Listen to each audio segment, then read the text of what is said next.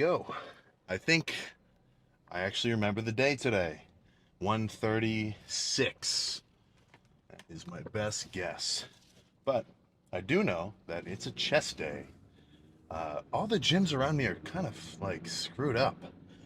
Because like the weekdays hours are perfect, right? Like the one hardcore gym, Metro, they're open till I think it's like 4 to 11 all week, the whole week. I'm like, that's sick. Because if I got to do a late workout, you know, fuck, man. I don't want to have to do a home gym lift because all the other gyms are closed, right? And then Planet Fitness, well, we'll get into that. And then sometimes I'll lift it at my Y, like the YMCA. Like, that's good too. They got free weights, they got machines. Nothing wrong with that gym. But on the weekends, they close at 6. It's fucking 6 every day. Saturday, Sunday. Not ideal. So, rather than go to Metro today, which I would have wanted to, I was on a little bit of a time constraint.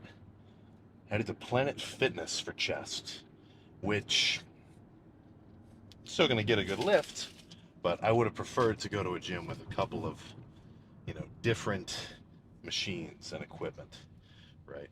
But not going to let that stop me. So, first movement is going to be incline Smith. Really, just because that's the only pressing movement there that I can do where I can actually load it up seriously heavy, you know, because that pretty much fits my training philosophy, which is, if I'm about to hit a muscle, right, I want to start off with a movement where I can use as much weight as possible, right? You want to start off with bench press first and not, chest flies. You want to start off with squat instead of leg extensions. You want to start off with heavy barbell rows or cable rows rather than, pullovers where you're just squeezing, right? Because, well, just because. Why would you, if I were to do lighter sets in the beginning, like for this chest day, if I were to sit on the pec deck and start off with a few sets of that, and then move on to the chest fly, or the, what am I saying? The Smith machine for bench, I'd still be pumped. Like the lift would still result in a pump, but when I move on to the incline Smith, I'm gonna be moving less weight, right, and doing less work. I don't. I want my workout to look like this in terms of the weight. Start off with as much as I can do, and then as I do more and more sets, the weight will have to go down purely due to fatigue. I'm trying to see the red light switch without getting blinded by the sun. I don't want to do this where I start off with lightweight and then go up to a heavy set in the middle and then droop back down. That just doesn't make sense to me. Right in the beginning, when you're the freshest, wouldn't it make sense to go the hardest?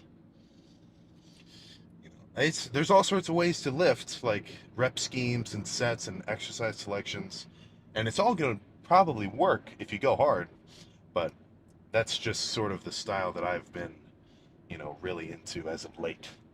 So let's step.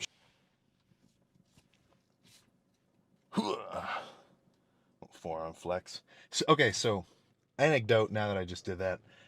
Forearms, well, let's think about this. Any muscle on your fucking body, right? If you train it, it'll fucking grow. I was when I was over in Hilton Head, this one guy came up to me and he asked me about neck training, right? Like the shit where you're laying on a bench, you put a plate on your forehead and you do that kind of thing. Or if you have that kind of machine at your gym, it will work, right? It will grow whatever body part you're fucking training.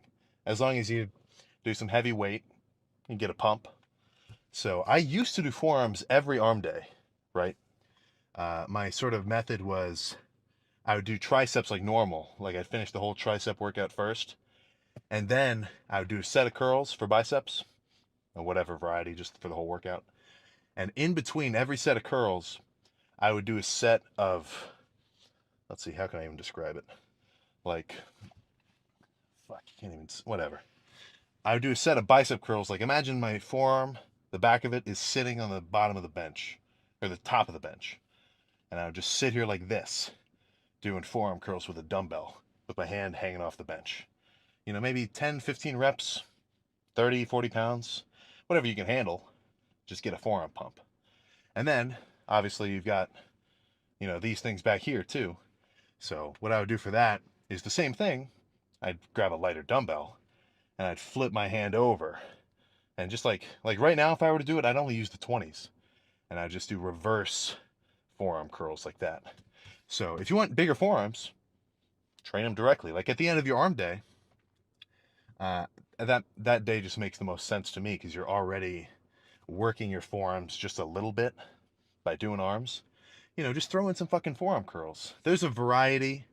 Like I don't just do those dumbbell ones. I do a ton, or I used to do a ton. I'll show you what I do for forearms soon. Very soon, I promise. But that chest day was very good. I remember the Smith machines at the Planet Fitness feeling a lot worse than that. I don't know why. They felt pretty fucking good. Let's slam this shake and then discuss it. I tell you what, I never really look forward to this part, believe it or not.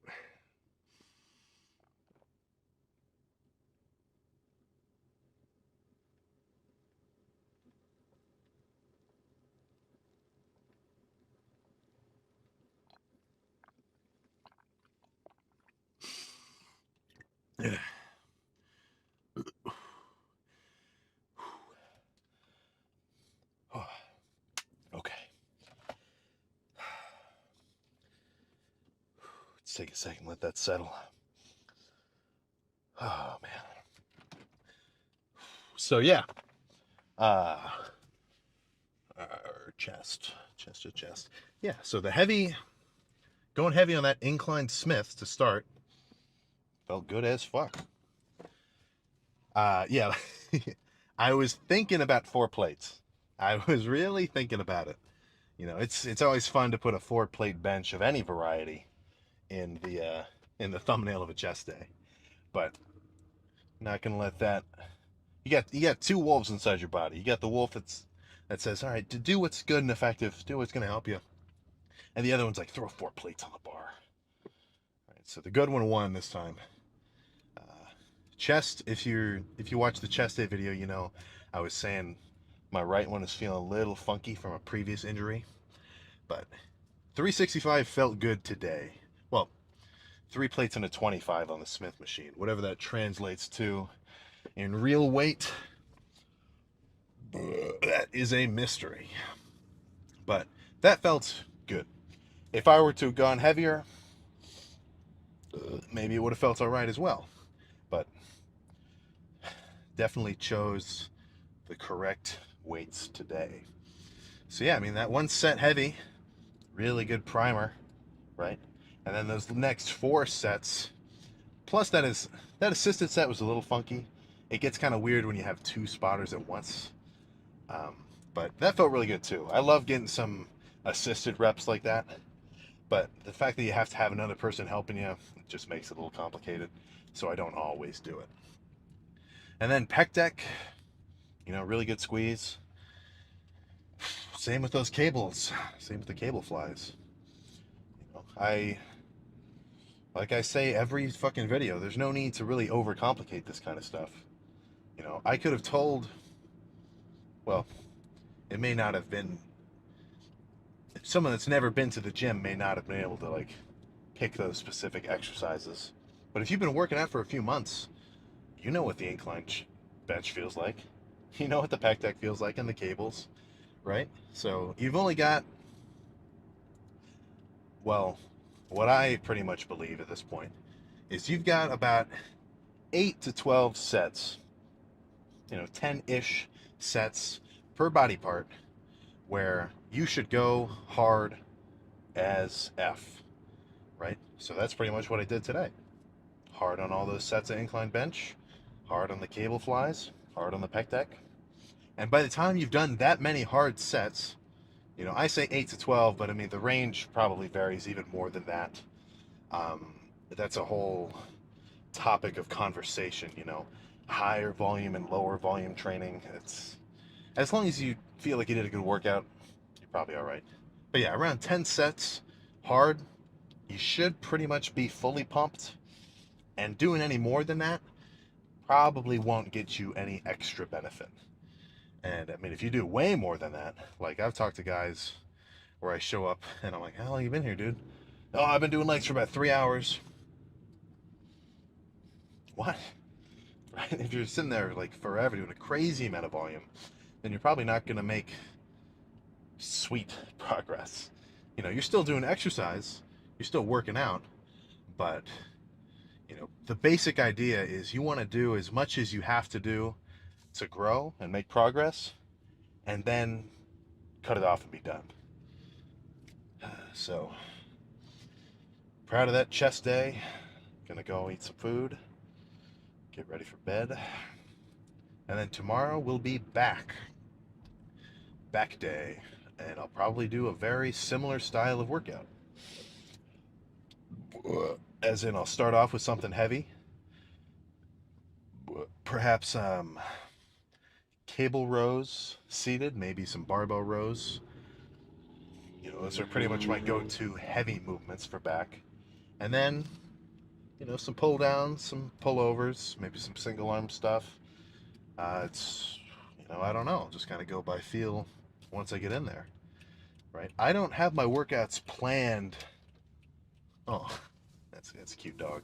I don't have my workouts planned out like in advance, right? I just know the basic scheme of a workout that I like to do, and then I'll sort of input the specific exercises that I feel will be best at the time, right?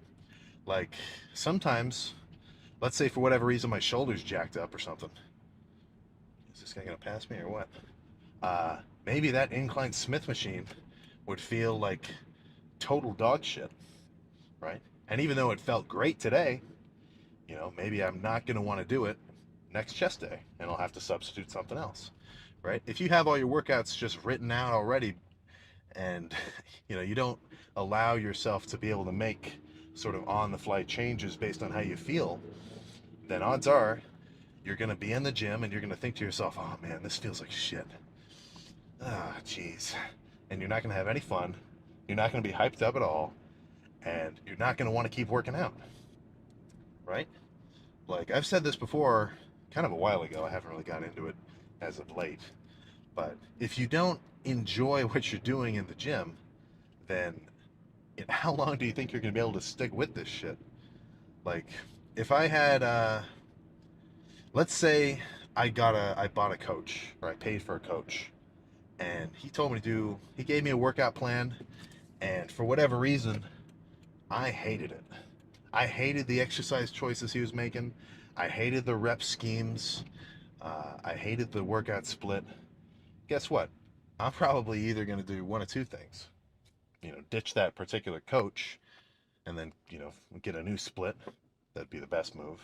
But if you're a total gym noob, and you like, that's what you did, odds are you're just going to think to yourself, okay, well, fuck, working out sucks. I'm done with this shit. Boom, and be done.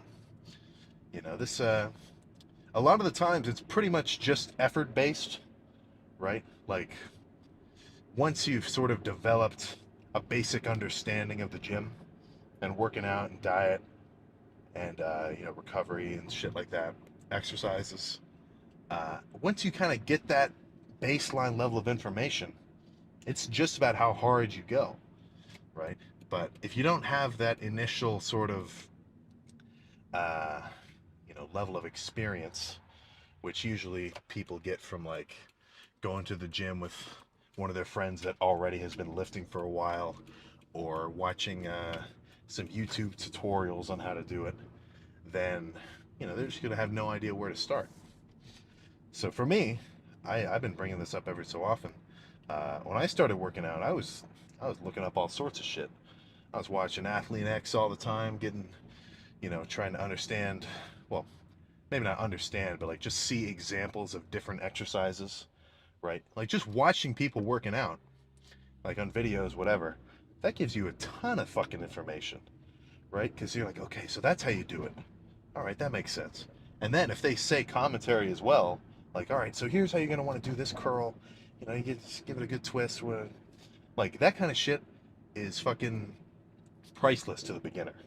You know, I was watching a ton of Jeff Nippard stuff in the early days, and all sorts of other guys like that, just to sort of get a basic understanding. And once you've done that, once you kind of have that little itch in your mind to learn about what you're doing and not just work out mindlessly, then it just ends up being a fucking upward spiral, right? Because let's say you're a total beginner and you've got the itch, you've got that motivation. All right, I want to start working out, and I want to know how to do it. You subscribe to Jeff Nippard. You start watching Athlete X all day, even though I don't really love Athlete X. Shit like that. You're like, all right, well, I'm starting to understand what I'm doing now. You go to the gym for a few months. You start to make some fucking gains. And then you're like, oh shit, this is fucking working. And you start to learn more about it and get more gains. Blah, blah, blah, blah, just fucking up, up, up, up, up.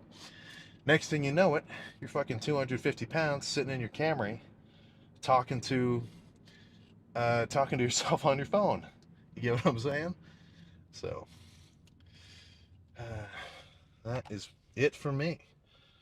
Back tomorrow, as you well know. And cardio in the morning, I'm doing it. I know you ain't. God damn it. So I will see you next time. All right, legs complete. So this, let's just say this. I think working out it requires thought. It's not like you can just get huge mindlessly.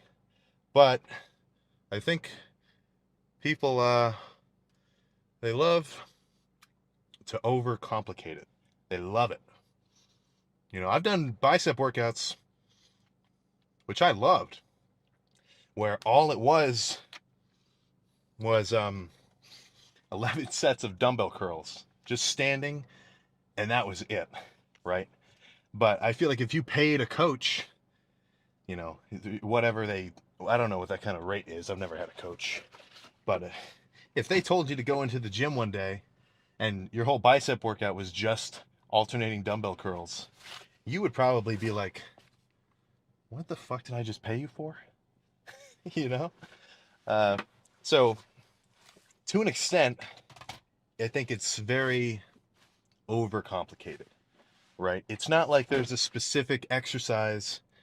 It's not like exercises on their own have like some intrinsic value where it's like just perfect, or it's going to build your bicep in like just a way better way than anything else. An exercise is an exercise, right? Now you want some variability in your training over the long term. I wouldn't want to just do alternating dumbbell curls every lift, right? But what I would say is like I was saying, it's not about the exercises themselves. It's more about just your overall kind of all-encompassing approach to any specific lift, right? Like today, I wanted to hit quads. Well, hamstrings and quads. So what did I do? I did hamstring curls, right? Activating the fucking hamstring. If you think of this as the leg, then your biceps the hamstring. And then, since I didn't do any heavy pressing for quads, what other movement is there?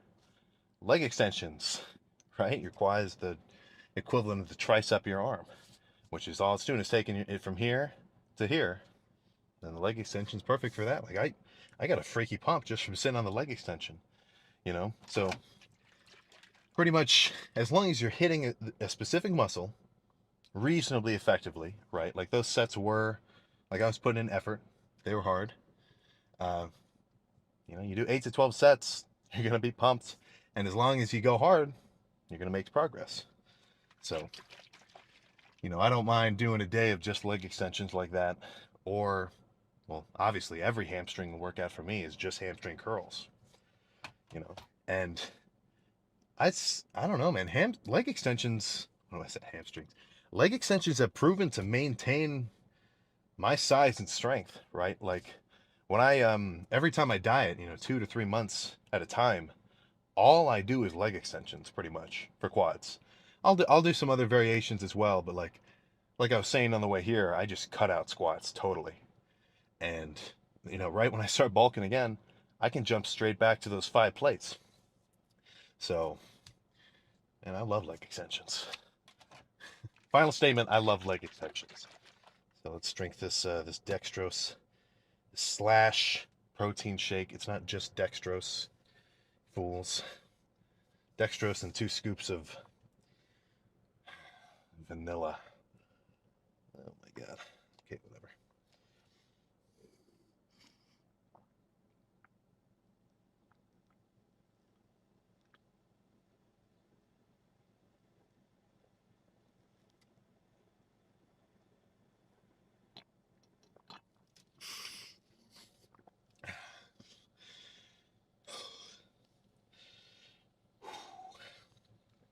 So it's actually been a while since I've said the point of dextrose post-workout.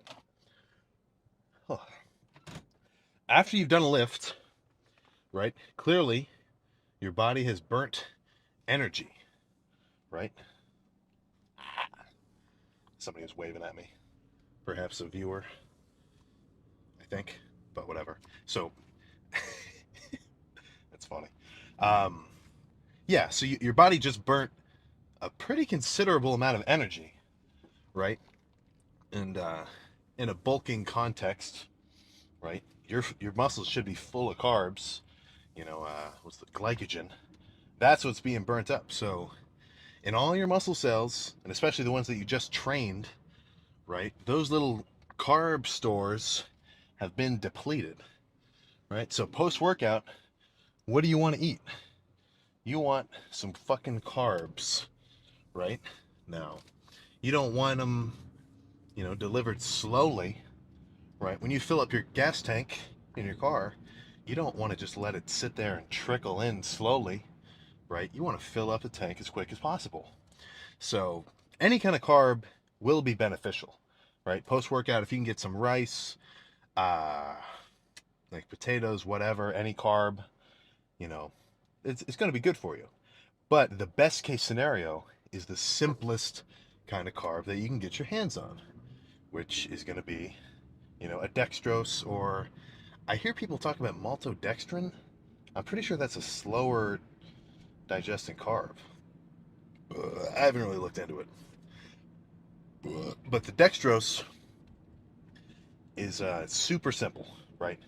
In terms of digestibility, it's pretty much already in its final form, right? If you eat a fucking Wendy's spicy chicken, your body has to break it down into, those base macro components that it can actually do shit with, right? But with dextrose, it's already done. All your body's got to do is, get it into your bloodstream, and then by raising your blood sugar, right, some kind of gland somewhere, I forget which one, is going to release some insulin, which is going to say, send those fucking carbs into the muscles, right? So post workout, some kind of simple carb, simple sugar, that's going to be good for you. It's going to be good for you. The protein post workout, it's not so necessary, protein, you just got to get it in throughout the day, spread it around. It's fine. There's not so much of an important timing with that, right? So enough talk of dextrose. Any long-term viewer is bored out of their mind right now because I fucking like the, I don't know. I feel like the first 50 videos I explained the dextrose every time. I just did a whole little dextrose speech. So let's think. Let's freaking think. So tomorrow is going to be chest. It's going to be a fucking chest day. I can kind of fucking feel my. I hurt my right chest a while ago. I was doing flat bench heavy. And then also the fact that I'm like very inflexible. I was going all the way down. So I fucking pulled my shit, like, I think it was maybe a year ago, 8 months ago, something. I don't remember exactly. But it still kind of bothered me a little. I could kind of feel it last chest day, but not that bad. So I'm being a little bit extra careful with chest. Not trying to bench 405 for reps right now. Uh, so if you got something that's bothering you a little bit, um, probably better to just err on the side of caution, right? If you're, let's say you're getting ready to do some kind of heavy ass squat, and you can tell like your knee feels it just feels weird today. Oh, dude, my knee feels really weird today. All right, whatever. And then you go for some heavy shit. I'm not saying you're gonna hurt yourself, but if I ever feel like something's just kind of off, probably best to like maybe take a little step back, right, and just not fuck your shit up, because that's the last thing you want to do is get fucking hurt in the gym, right? And if you get really hurt, oh, then you are boned for that specific muscle group at least, right? Like when I fucked up my chest, it was to the point where I couldn't even just sit here and flex it. It would fucking hurt. Like rolling out of bed was hurting it at the time, at least. Now, even though my chest was fucked up, right, I was still going in and doing back and arms and shoulders and legs, right? Just because you have one injury somewhere on your body, it doesn't mean that you have to stop training completely. If anything, I think that's counterintuitive, right? Because when you're an athletic being, if every day you get up, you're going to the gym, you're working out, you're doing your cardio, you're eating all your meals and whatnot, right? You're an efficient machine. I'm not like this is kind of just based on like logic. I'm not really a fucking physician, right? But let's say two people get the same injury. Um, what kind of fucking injury am I gonna reference here? What kind of injuries do people just get in life? A broken arm, maybe? I don't know. Let's say, what am I trying to think of? Whatever. Let's say two people get hurt in the exact same way. One person is still going into the gym and working around that injury. They're still doing their cardio, and they're eating a pretty reasonable diet. All right, that's person A. Now, person B does not work out at all. They have very little muscle mass, and their diet is, let's just say lacking in protein, but probably a better word would be just atrocious. Like it just kind of concerns me how some people are alive with the types of foods that they eat. But whatever, right? Poor diet, poor sleep, and not athletic at all. Who do you think is going to recover better? Who do you think is going to heal from that injury faster, right? This isn't even really a question. You know the answer. At this point, I kind of forget the point I was even trying to make. But, oh yeah. Don't just get lazy after if you get hurt. If you freaking get hurt. Because if you just sit there, bedridden style, you're not working out anymore, your metabolism is probably going to go to shit. You're going to start putting on body fat. You're going to lose muscle mass. And then it's going to be that much harder to get back in the gym, right? Ideally, or not even ideally, but let's just think back years ago when we were still kind of wild, running around hunting and shit. If if you couldn't run around and get some food in you, you're going to get killed off. That's more of a Liver King type statement. Any Liver King fans here? Are these two social medias overlapping? I'm not really a big Liver King fan. But, all right, now I'm just rambling. I burned up too much glycogen in the gym. My fucking brain is fried from legs. So, enough of this little rant. I got a 2-hour drive ahead of me to go to my buddy Maverick's house. It's his birthday. So that'll be fun. Probably going to get some kind of drive-through food on the way. About probably 3 more weeks of the bulk. Just to try to get just a little bit extra muscle on. And then we can start shredding down. I'm kind of getting excited. Because, like, I'm pretty lean. Like, it's kind of hard for me to get, like, fat when I'm bulking. But, like, when I'm, actively dieting, after probably just a month and a half, it should start to look pretty crazy. Right? Because even if it doesn't look it, I've still got a little bit of a layer of, like, blubber on me. Obviously not that much, but once that starts to get peeled off, I'm just thinking about it now. All right, whatever. I'll see you next time. So yeah, there's just the one leg extension machine, so that's pretty much going to be it. But I'll throw in a few variations. Maybe I'll do some leg extensions into machine leg press. The machine isn't that heavy, so if you pre-exhaust with leg extensions before, then it's a pretty good burn. Holy fuck, this guy's trying to merge into me. Fucking asshole. And then I'll probably do some leg extensions supersetted into sissy squats. That's, well, you'll just see them later, but those I feel just a crazy stretch on the quads. Like, I mean, pretty much like no other exercise, honestly. You got to go a bit lighter. Like, I'm not putting a bar on my back or anything. It's just a body weight squat. But again, after pre-exhausting with leg extensions, you can kind of do whatever sort of pressing movement you want, and it should feel pretty good on the quads.